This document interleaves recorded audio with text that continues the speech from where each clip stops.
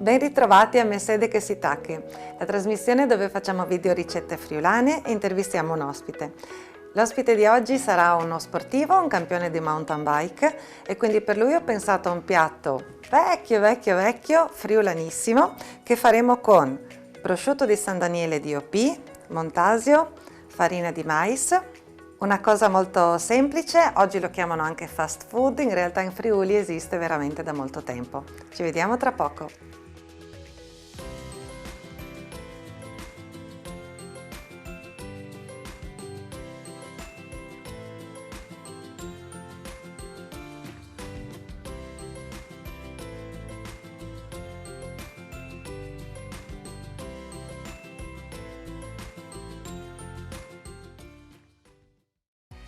Un fast food friulano che faremo con la polenta, una polenta particolare perché mettiamo a bollire l'acqua, l'acqua bolle, mettiamo un po' di sale e versiamo 175 g di farina di mais a pioggia, mescoliamo e lasciamo cuocere per i classici 35-40 minuti.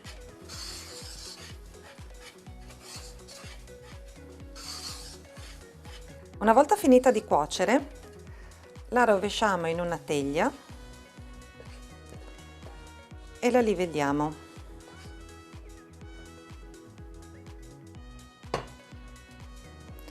Gli diamo uno spessore regolare, in modo che poi la potremo tagliare a fette.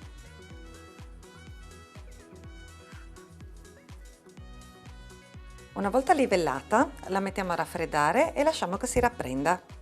Una volta che la polenta si è raffreddata e rappresa, la tagliamo in fette regolari e a questo punto dobbiamo creare i pakuz di polente, così si chiamavano i nostri toast e così si chiamano ancora, che sono sempre un fast food ma sicuramente più rustico, più tradizionale, più regionale. E ho scelto di fare questo piatto perché appunto per uno sportivo ci vogliono carboidrati, proteine, io non sono un tecnico alimentare, però insomma mi hanno detto che più o meno ci siamo.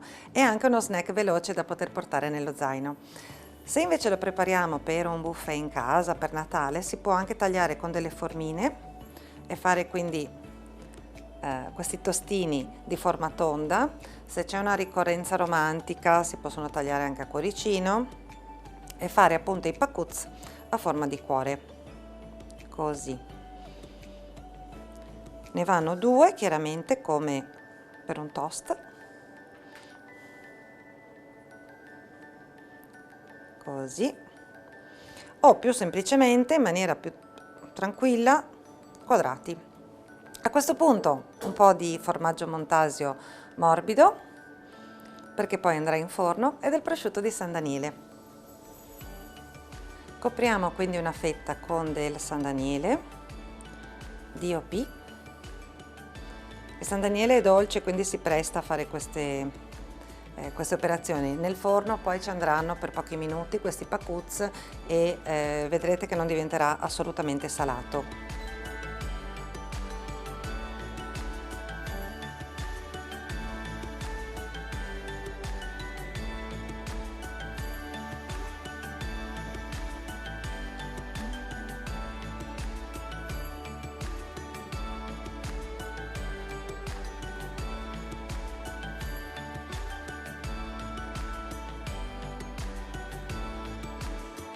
Posso fargli. A questo punto i pakuz di polente sono pronti. Prendiamo una teglia da forno, li appoggiamo su della carta forno perché poi il montasio si scioglierà e quindi avere un po' di carta da forno sotto è meglio.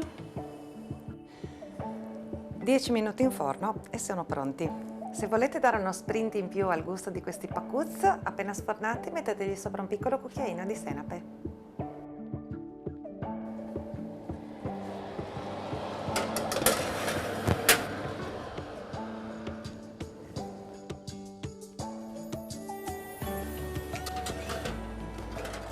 Eccoli qua, dopo 10 minuti sono pronti. Andremo a servirli con una piccola porzione di senape, il suo cucchiaino,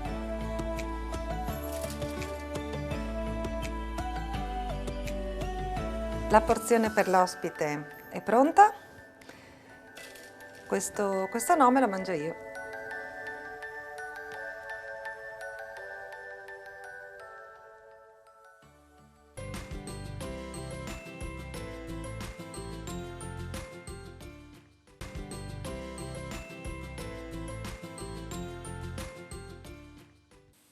Per preparare i pakuz di polente ci serviranno 175 g di farina di mais, mezzo litro d'acqua, 2 etti di formaggio a latteria, 2 etti di prosciutto di San Daniele e un po' di sale grosso per salare l'acqua della polenta. Come vi ho anticipato, abbiamo con noi un campione di mountain bike, si chiama Andrea Bravin, classe 1989 di Gradisca di Isonzo. È per lui che ho preparato questo snack che adesso vedremo se gli piace. Andrea, benvenuto. Grazie. È la prima volta che ti abbiamo nella nostra cucina di Mesede che si tacche. Ti abbiamo voluto con noi perché ci hanno un po' spiato che sei un ottimo esempio per i ragazzi di oggi, come stile di vita. Però questo ce lo devi dire tu, che cosa fai nella vita? Ah sì, oltre al lavoro e alla vita di tutti i giorni, anche mi piace andare in mountain bike. Finita, diciamo, il periodo agonistico fino ai 23 anni, ho iniziato a fare l'amatore, dove ho conseguito qualche titolo italiano nella specialità marathon e cross country. E diciamo che oltre a essere una buona valvola per sfogare lo stress della vita di tutti i giorni, dà anche tante soddisfazioni sia a livello agonistico e anche per il fatto che si gira l'Italia, si gira il Friuli e si vedono tanti bei posti, belle zone e si conoscono tante persone. Bene, tu hai detto qualche titolo, ma sai che telespettatori e anche io, no? Siamo curiosi, raccontaci di qualche titolo che hai vinto. E in giro per l'Italia, in diverse marathon dei campioni italiani, in Val di Sole, in Abruzzo, in Piemonte e anche in Toscana, all'isola d'Elba. Benissimo, quindi tu con questa mountain bike hai modo proprio di girare l'Italia e visiti anche il Friuli in mountain bike? Certamente, certamente, e non finisco mai di esplorarlo, veramente perché è ricco proprio di luoghi antichi, borghi antichi, bellissime valli e abbiamo veramente tutto in questa regione. Abbiamo veramente tutto. Come mountain bikers, diciamo, non so se si dice così, siete tanti in regione, avete delle amicizie tra di voi, non so, vi sfidate, fate delle challenge, qualche evento? Beh, siamo in tanti, è un bel movimento, poi negli ultimi 2 anni il mondo dello stare all'aria aperta, del ciclismo, della bici è sicuramente cresciuto, per fortuna. E quelli che praticano questo sport si conoscono bene o male tutti, ci sono legami di amicizia, tante conoscenze e poi sì, quando c'è la gara c'è sempre un po' di sana competitività. Certo, ci vuole la competitività, insomma, muove un po' gli spiriti, no? E si fa ancora più attività di quando si fa in allenamento, insomma. Come fai quando affronti una gara? Hai un'alimentazione particolare? Ti fai seguire? Com'è? Ma diciamo che penso che sia importante mangiare cose sane, non abbuffarsi, variare molto e non eccedere. Anche se magari qualche vizietto, il dolce, ogni tanto il fritto, i formaggi sicuramente non si possono far mancare. Certo, in Friuli tra l'altro abbiamo un'offerta gastronomica superlativa e vasta perché tutta la filiera agroalimentare friulana ci propone tantissimi tipi di frutta, verdura, formaggi, ma anche salumi insaccati. E infatti quando pensavo al piatto per te ho spaziato un po' nella nostra cucina, ma anche in quella antica. Quando fai sport,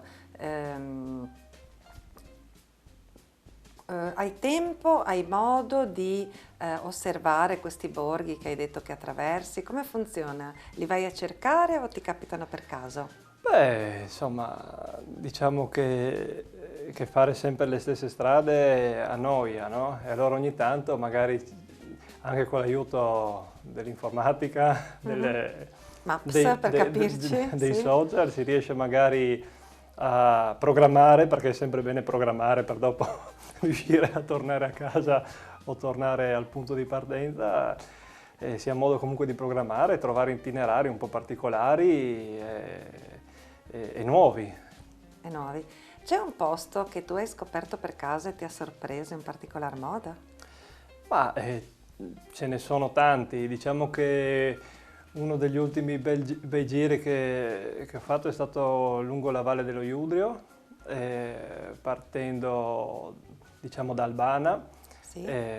zona Dolegna per capirci, arrivando fino al Passo Solarie e quindi al Kolovrat, e seguendo la linea di confine tra l'Italia e la Slovenia, quindi restando sempre dalla parte del fiume Iudrio italiana per dopo seguire proprio idealmente una ventina di chilometri di confine. Ho capito, quindi è un bel giro anche questa della Valle dello Iudrio. È antico, è isolato e molto selvaggio. Ok, quindi non ci sono grandi insediamenti urbani, diciamo, lungo la valle, questo è risaputo, insomma, Pochi. almeno anche a me che non frequento abitualmente, insomma.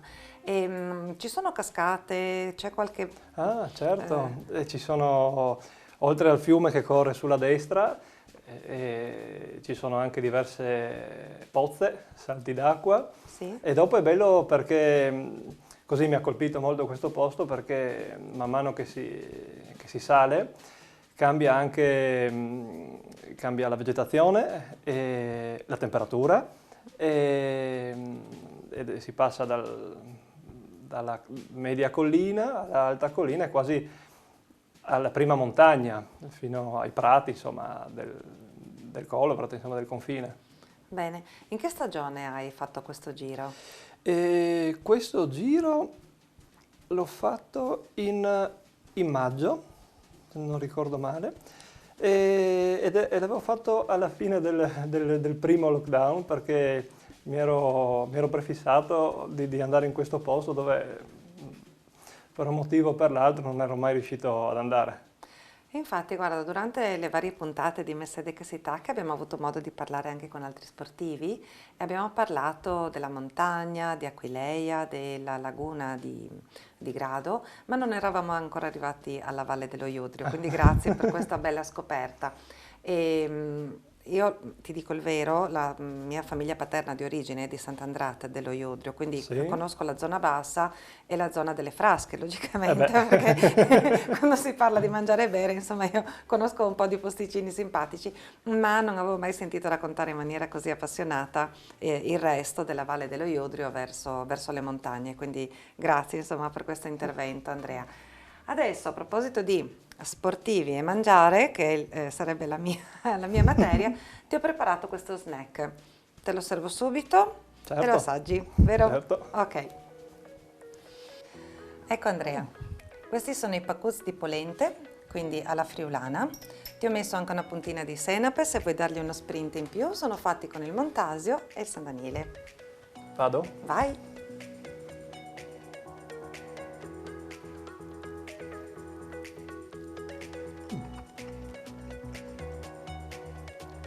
È l'antesignano del toast. Che ne pensi? Che starebbe bene nel mio zainetto. Bene, quindi il messaggio per tutti gli sportivi: se avete uno zainetto capiente, invece di mettere un toast o una barretta, insomma, ogni tanto anche un pacchetto di polente col San Daniele ci sta benissimo. Andrea sta mangiando i suoi pacuz. Se volete seguirlo in bicicletta, fa parte dell'Unione Ciclisti Caprivesi di Gorizia. D'ora in avanti nel suo zainetto sapete che troverete anche i pacuz con la senape, perché vedo che sta continuando a intingere nella senape. Io vi ringrazio per essere stati con noi, vi do appuntamento sabato prossimo alla solita ora. Maman e Tigni si conta.